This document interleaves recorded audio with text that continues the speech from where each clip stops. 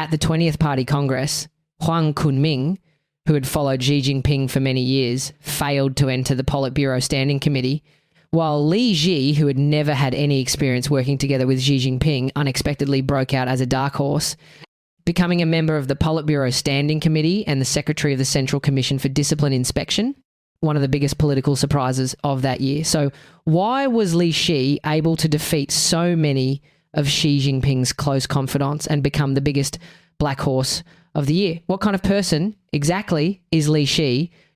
Many self-media accounts cite Wikipedia and attribute Li Xi's rapid promotion to the claim that he once served as the secretary to Li Ziqi, the former party secretary of Gansu. They say that when Li Ziqi went to visit Xi Jinping, he often brought Li Xi along, and that Li Xi therefore got to know Xi Jinping. This is a long circulated lie. Li Ziqi's secretary back then was named Bi Zhiqiang, who later rose to become a vice director of the Standing Committee of the Hainan Provincial People's Congress, while Li Xi was the secretary to Ni Dajiang. Ni Dajiang was initially the president of Lanzhou University, later served as Gansu's propaganda minister and deputy party secretary, then was transferred to Beijing as a deputy director of the State Administration of Radio, Film and Television, and ultimately retired from the position of Vice Minister of the Central Propaganda Department. Moreover, the relationship between Li Ziqi and Xi Jinping was not as ironclad as legend claims. Although Li Ziqi had always been a fan of Xi Jinping, the first time he saw Xi Jinping was at the National Youth League Congress in 1951. Xi Jinping was seated on the rostrum, while Li Ziqi was just one of the thousands of audience members sitting below in the Great Hall. At that time, Xi Jinping did not even know this young man. The first time the two truly met was at the 12th Party Congress in 1982, when Xi Jinping said to this fan, he said, "Comrade Ziqi, I have long known about you at age 13. You were a little Red Army soldier on the Shaanxi Gansu border, a victim of the left-leaning line. It was only from 1983 onward when Li Ziqi began serving in Gansu's provincial leadership and Xi Jinping, on behalf of the central authorities, adjusted the Gansu Party Committee leadership team, that the two had more interactions. Li Xi did not build his career on an old connection with Xi Jinping." Another piece of corroboration is that when Xi Jinping's secretary Zhang Zigong passed away, Li Xi did not send a funeral wreath in China to judge how close leaders are. Don't look at how things were while they were alive. You mainly look at the level of participation at the memorial after death. For example, at Li Peng's funeral, even though Jiang Zemin's health was very poor, he still attended because their relationship was very good. Several other living Standing Committee members did not attend because their relationships were not good. If Li Xi truly often accompanied Li Ziqi to visit Xi Jinping, then he should have been very familiar with Zhang Zigong. When Zhang Zigong died, he should at least have sent a wreath. The Xi family regarded Zhang Zigong as family. Li Xi is a master of social propriety and human relations, and if there were any possibility at all, he would not have given up an opportunity to curry favour with the Xi family. But there was no wreath from Li Xi at Zhang Zigong's memorial. Tell me why that is. And in many respects, Li Ziqi's relationship with Xi Jinping was a one-sided enthusiasm, more a barber's pole with heat on only one end. The Xi family did not show Li Ziqi much warmth. In 2020, Li Ziqi's son, Li Ningping, former chairman of Gansu Electric Power Investment Company, fell for corruption at age 70. If the two families were truly old family friends, then all it would take would be a phone call to the Xi clan's patriarch, Xi Jinping. Xi Jinping could say a word to his older brother, and that retired old man who had been out of office for years could be released. From this, you can see what the relationship between the two families really was.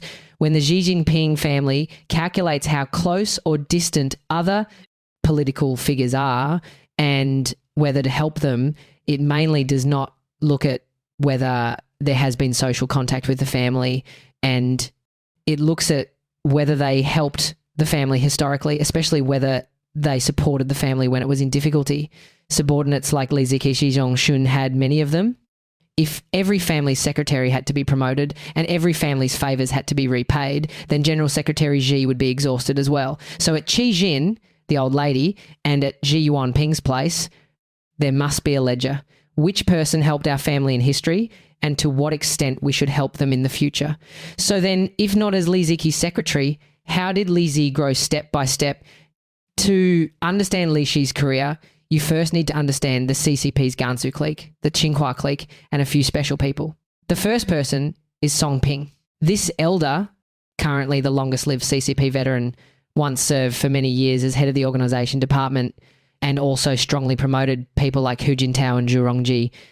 He also helped Xi Jinping's development in many ways, and he's the greatest talent scout the CCP has had since reform and opening. Song Ping studied chemistry at Tsinghua University during college, and his wife Chen Shunya once served as deputy party secretary of Tsinghua University from 1977 to 1981. Song Ping served as party secretary of Gansu province, and in Gansu he promoted many officials. The second person is Liu Bing. Liu Bing began serving as a deputy party secretary of Tsinghua in 1956. He is most famous for two things. One is the 1975 Liu Bing petition letter incident, which influenced the course of the Cultural Revolution. The other is that in 1975, Xi Jinping obtained a university admission quota from Yanchuan County, and all three of his choices were filled in as Tsinghua. But at that time, Xi Zhongxun was still in the period of being overthrown, and the Tsinghua recruiters did not dare to decide on their own and ask the school for instructions. It so happened that Tsinghua's party secretary Qi Kun and Xie Jingyi were both away. Liu Bing was in charge, and he made the call, allowing Xi Jinping to enter Tsinghua to study, changing Xi Jinping's destiny for life. Later, Xi Jinping mentioned Liu Bing and this experience multiple times in interviews, and also visited Liu Bing many times. In 1978, because Song Ping's wife had once worked with Liu Bing at Tsinghua and had a good opinion of Liu's character, Song Ping strongly invited Liu Bing to become president of Lanzhou University. In 1979, Liu Bing took office as vice governor of Gansu. From 1981 onward, he successively served as Deputy Party Secretary of Gansu and Secretary General, then Executive Deputy Party Secretary. In 1986, he became Director of the Standing Committee of the Gansu Provincial People's Congress. When Liu Bing was a leader in Gansu, Hu Jintao happened to be working in the Gansu Construction Commission, so he often visited this old leader, and Liu Bing also helped Hu Jintao many times. Because he dared to speak the truth and had a helpful character, Liu Bing gained very high status within the party. Every year, the national leader in charge of education would specifically visit Liu Bing. When Liu Bing died, Li Shi and his wife stood within Liu Bing's family members' line, which shows their relationship. The third person is named Liu Hao, who was Liu Bing's secretary during his time in Gansu. Liu Hao was talent selected from Lanzhou University by Liu Bing. Wikipedia says Liu Hao was Feng Jixin's secretary, which is wrong. Li Shi was the secretary to Ni Dajiang when Ni Dajiang served as Gansu's propaganda minister. These two secretaries sat face to face in the same office, both serving provincial leaders. The young Li Ji was very quick-witted and also very humble, and the two got along well. When Ni Dajiang was transferred to Beijing to become a deputy director of the State Administration of Radio, Film and Television, he could not bring a secretary with him. He was concerned about Li Shi's development, so he went specifically to the gate of the Central Party School to find Liu Hao, who was then studying in Beijing, and asked him to look after Li Shi's development. In fact, even without Ni Dajiang's request, Liu Hao would have looked after Li Shi, this little junior brother. Because of the relationship between Liu Bing and Song Ping, after Song Ping went to the central leadership, Liu Hao's official career also went smoothly. And he did not forget his little junior brother. Just compare Liu Hao's and Li Shi's resumes and you can see it. When Liu Hao became head of the Gansu Organisation Department, he transferred Li Shi into the organisation department as a division chief. After that, he sent Li Shi out to Lanzhou to serve as a district party secretary. When Liu Hao became party secretary of Lanzhou, he promoted Li Shi again to become a member of Lanzhou's Party Standing Committee and Deputy Party Secretary. After Liu Hao became governor, he let Li Shi go to Zhangye as Prefectural Party Secretary. After Liu Hao became Provincial Party Secretary, he adjusted Li Shi again to become a Provincial Party Standing Committee member and Secretary General. By this point, Liu Hao had helped Li Shi complete the promotion from deputy division level to vice provincial ministerial level and had basically completed his historical mission. Liu Hao cultivated a total of 4 proteges. One was Li Shi, one was Yang Xinzi, who later became executive deputy head of the Central Organization Department. One was Chen Baosheng, who later became Minister of Education. There was also one with a slightly smaller rank named Zhang Guangzi, who became Shaanxi's organization minister. According to this channel's multi-stage rocket theory, a big leader's career generally needs several stages of rockets to push him to the level of national leadership. Liu Hao was Li Shi's first stage rocket. If Li Shi could not find the second stage rocket behind it, his career would stop at vice ministerial level, just like most vice ministerial cadres in the CCP. Of course, if your first stage rocket already has nuclear power, you can follow it all the way to the very top, but that is a rare situation. Now, Li Shi has completed the platform up to vice ministerial level. His first stage rocket has already lost its propulsion. His future life would require him to find it himself. Li Shi is a stock trading master in the officialdom. He can discover those big bull stocks that have not yet started moving. At a very early stage, he bets all his chips on them, tying his fate to that big bull stock. He is the Buffett of China's officialdom. He is a prophecy master, and he is also an action master. Heaven sent Li Ji to be born in Liangdang County, Gansu. Liangdang County sits in the Qinling mountain area at the junction of 3 provinces. It is a very poor place with a population of 30 to 40,000, no scenery, no resources. The only thing it is known for is that a small mutiny occurred in history, the Liangdang Mutiny, and the initiator of the Liangdang Mutiny was Xi Jinping, a leader who had already been marginalized. At that time, Xi Jinping's son was serving as party secretary of Zhejiang, and there was no sign that he would take on a great mandate in the future. At least that is how it looked to the vast majority of Chinese people at the time. And Li Shi was precisely like this. He turned the only card in his hand into a royal flush. In 2004, Gansu and Shaanxi conducted a cadre exchange, and Li Shi was transferred to Shaanxi province as Secretary General. At that time, the provincial party secretary was Li Jianguo, Li Ruihuan's chief secretary. Fate soon smiled on Li Shi, and he also sharply seized the opportunity fate gave him. By tradition, after a senior CCP leader dies, the ashes are usually stored at Babaoshan in Beijing, but Xi Jinping strongly demanded before his death to return to his birthplace, Fuping County, and he obtained a special approval. In 2005, after the mausoleum was completed, the ceremony to inter Xi Jinping's ashes was held in Fuping, Shaanxi.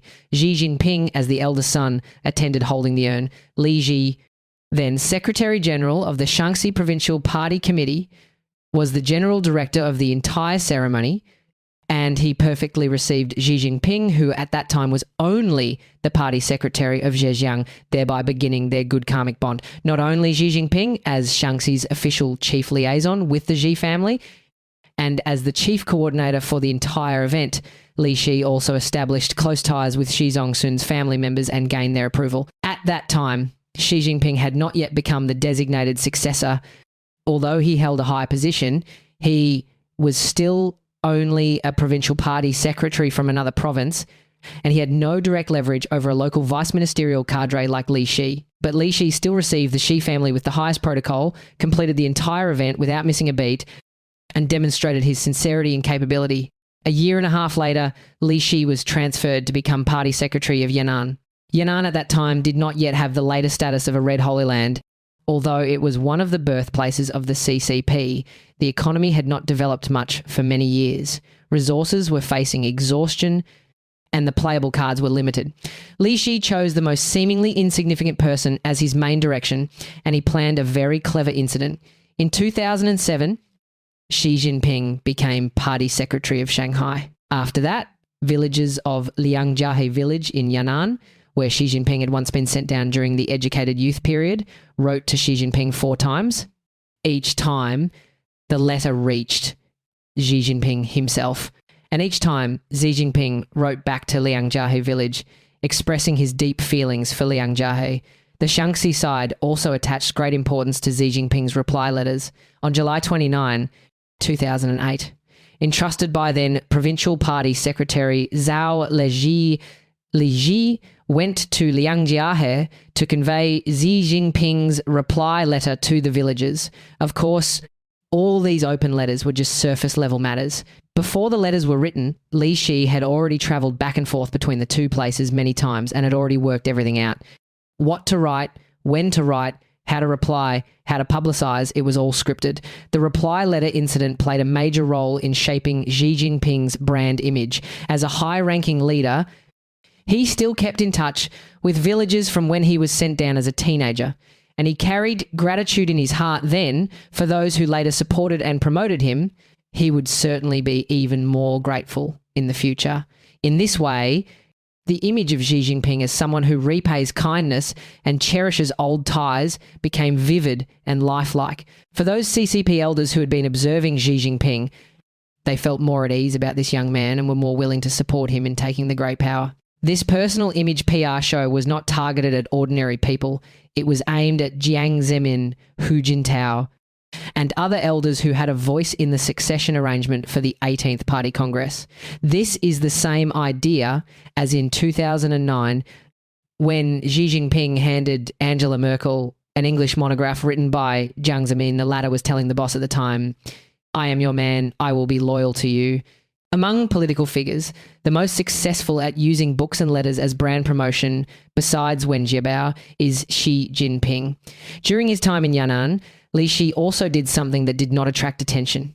In 2008, Li Shi went to Tsinghua University's School of Economics and Management to study for an MBA. Tsinghua SEM is a very special place. Zhu Rongji once served as its dean. Hu Jintao's daughter-in-law worked there. Chen Ji was its leader. Most importantly, Xi Jinping's older sister, Qi Qiaoqiao, studied there in 2004, and she was a core organiser in the MBA cohort, the leader of the waist drum dance team. In this way, Li Shi became Sister Qiao's junior schoolmate. He also gained a shared incense fire bond with the later organisation department head, Chen Shi, and he could also count as a schoolmate of Xi Jinping. The Gansu line and the Tsinghua line were originally inseparable. In May 2011, Li Shi was transferred to become a member of the Shanghai Municipal Party Standing Committee and head of the organisation department, although he was still vice ministerial level. Moving from Yan'an to Shanghai was also a small promotion. Transferred into the organisation system at the same time was Gansu's Secretary General Jiang Xinzi. He was Lu Hao's chief secretary, and this time he was transferred to Fujian as head of the organisation department. Li Shi and Jiang Xinji, as two descendants of the Gansu clique, were two moves arranged by Songping in order to continue his influence within the organisation system. Songping still had huge influence over General Secretary Hu Jintao at that time.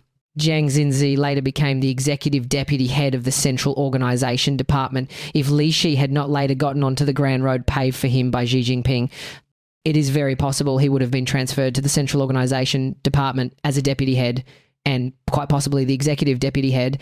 After the 18th Party Congress, Xi Jinping came to power, and half a year later, Li Ji was promoted to Deputy Party Secretary of Shanghai, becoming a reserve candidate for full ministerial level. Li Ji was very low-key when he first came from Shaanxi to Big Shanghai.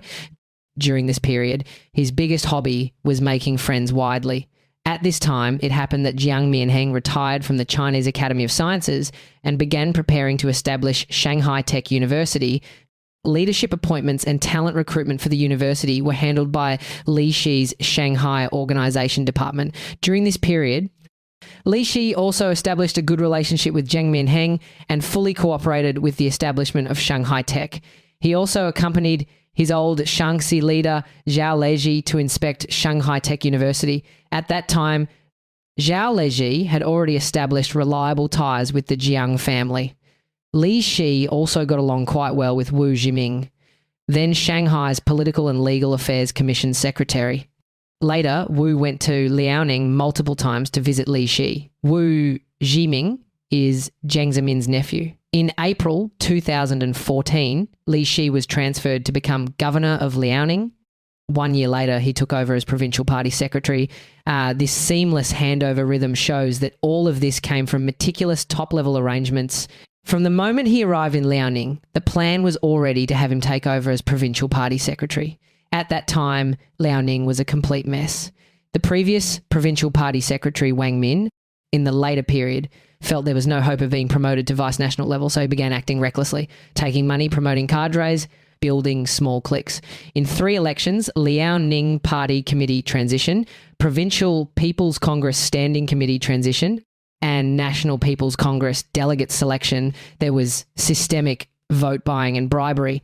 On the economic side, the previous leadership had also dug a gigantic hole. Not only did they severely inflate economic data, they also piled up massive debts. Xi faced a test, even though he was a confidant of General Secretary Xi. What General Secretary Xi likes are capable confidants. Incapable confidants find it hard to keep advancing. Hu Heping, who had once been transferred to become Shaanxi Provincial Party Secretary, was reassigned back to the Ministry of Culture, largely because in the Qinling Villa case, he worried about offending people and did not deal with relevant personnel forcefully enough, nearly ruining his career. In such a situation, should you follow the principle of the law does not punish the multitude and handle it lightly to preserve a good reputation locally, or handle it severely and offend the entire local officialdom? Xi guessed Xi Jinping's mind accurately. At that time, Xi Jinping was still in the stage of consolidating power, using various means to climb toward the position of being the sole authority. From Bo Xilai to Li Keqiang to Wang Min, Liaoning had long been governed by Xi Jinping's political opponents. Xi Jinping needed to use a campaign to tame the local officials, making them genuinely fear and worship his authority from the depths of their hearts. Under the banner of handling the vote-buying case, Li Shi launched a major purge of Liaoning's officialdom. The number of centrally managed and provincially managed cadres disciplined reached 16, ranking second among all provinces during the same period, and he also reshuffled a large batch of cadres. For a time, everyone in Liaoning's officialdom lived in fear. Next, Li Ji launched ideological rectification campaigns at every level. He organised special study classes, watched confession recordings by Wang Min and others, and also specially studied Comrade Zhou Enlai's remarks on Communist Party members' self-remoulding. Why study this book? Because after Xi Jinping read this book, he issued an instruction. Zhou's thinking on self-remoulding also has guiding significance for today's senior cadres. Next, the Liaoning Provincial Party Committee held 2 expanded standing committee meetings. Not only did provincial standing committee members attend, they also brought in the heads of the Provincial People's Congress Standing Committee, the provincial government, and the CPPCC to share their reflections around the Liaoning vote-buying case, that is, to make all Liaoning leaders at vice ministerial level and above conduct self-criticisms and study General Secretary Xi's instruction. Li Zi's performance satisfied Xi Jinping. In 2017, Li Shi rose to become a Politburo member and party secretary of Guangdong, taking over from Hu Chunhua and becoming one of China's most powerful provincial chiefs. By this time, Li Shi already understood Xi Jinping very well and also understood his own positioning. In 5 years in Guangdong, Li Shi did not implement any measures related to Guangdong's development, nor did he solve any of Guangdong's development problems. His main energy was placed on the following points.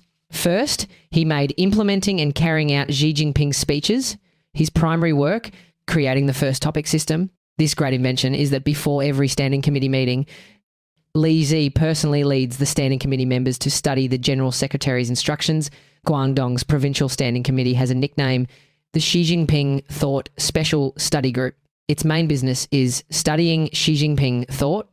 Researching other issues is only a side business. His predecessor, Hu Chunhua, investigated everywhere and racked his brains daily over how to solve underdevelopment in Western Guangdong and how to accelerate the development of Guangdong, Hong Kong, Macau, Greater Bay Area. Li Ji had zero interest in these issues and delegated them entirely to the hardworking comrade Ma Xingrui. For every instruction from General Secretary Xi, Li Ji would, at the first moment, organise a special meeting to study how to implement it. Then he would immediately convene a province-wide meeting to roll out implementation. For example, if the General Secretary issued an instruction about archival work, Guangdong would immediately convene a province-wide meeting on archival work to implement Xi Jinping thought.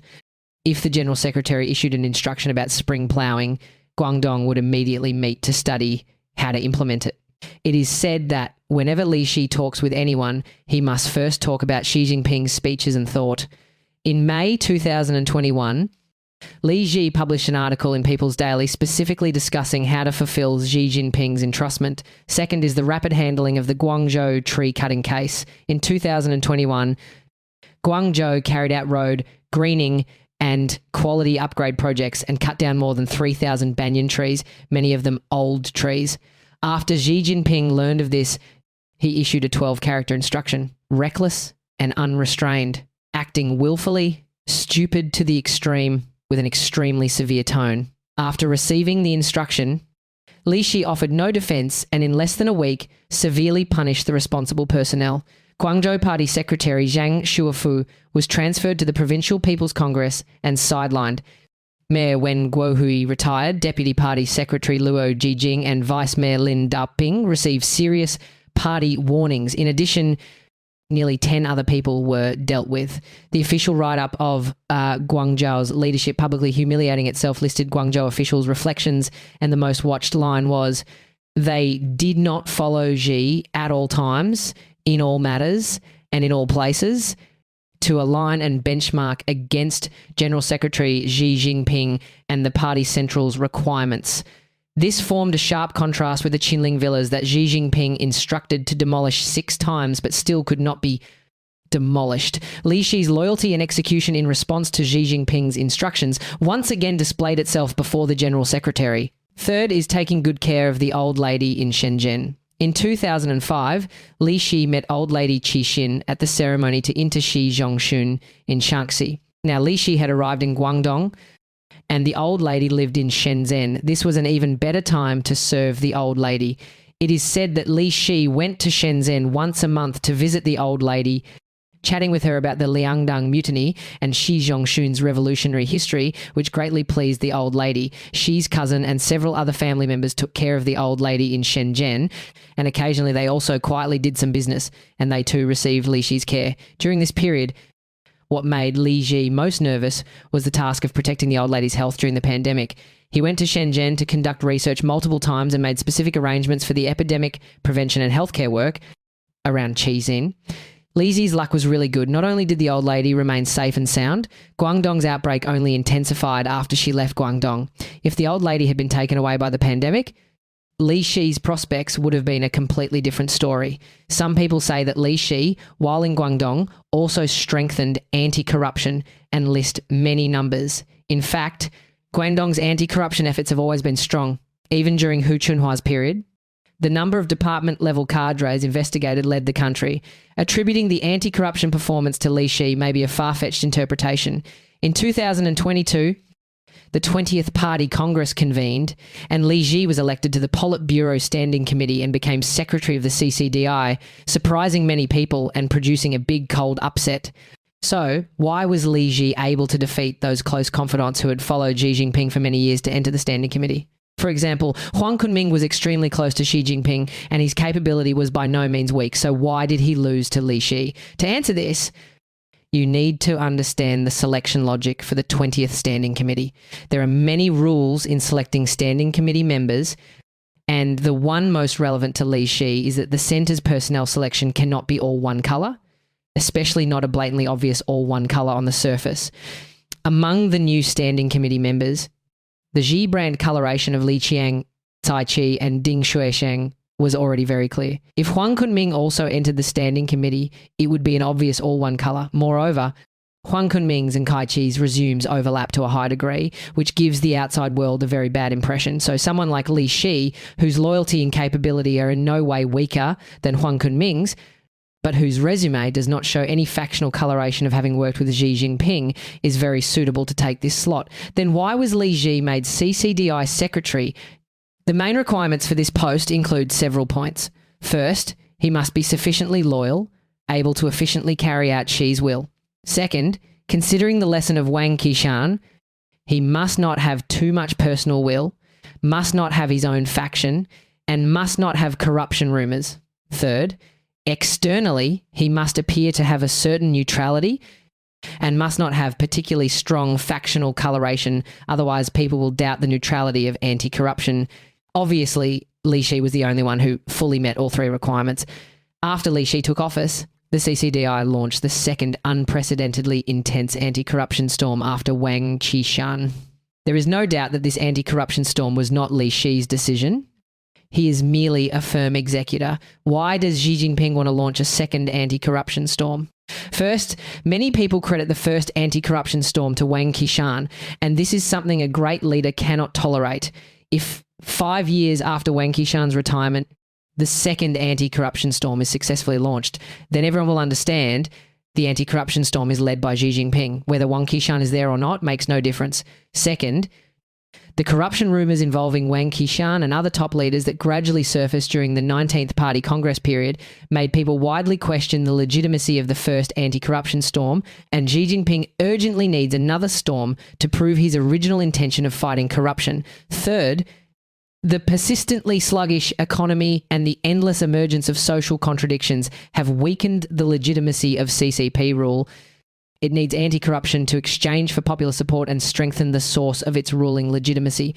Fourth, continuous anti-corruption can strengthen all officials' fear of Xi Jinping's authority, forcing them to use their loyalty in exchange for safety. Li Xi further carried forward and amplified the ass-kissing divine skill he summed up during his time in Guangdong. The CCDI Standing Committee formulated and strictly implemented the first topic system, studied Xi Jinping's important speeches 53 times, carried out 7 collective study sessions, held a 7-day leadership reading camp, and required the whole system to, with emotion, with faith, and with mission, read original works, study original texts, and grasp original principles.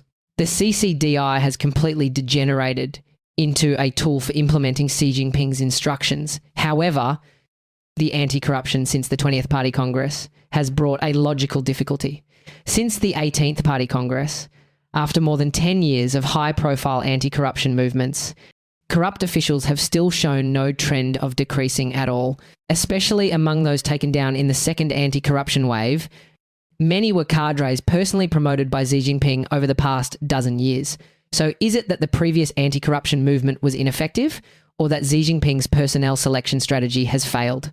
Otherwise, why, after more than 10 years of anti-corruption, are there still so many corrupt officials? In fact, corruption in today's CCP is institutional corruption.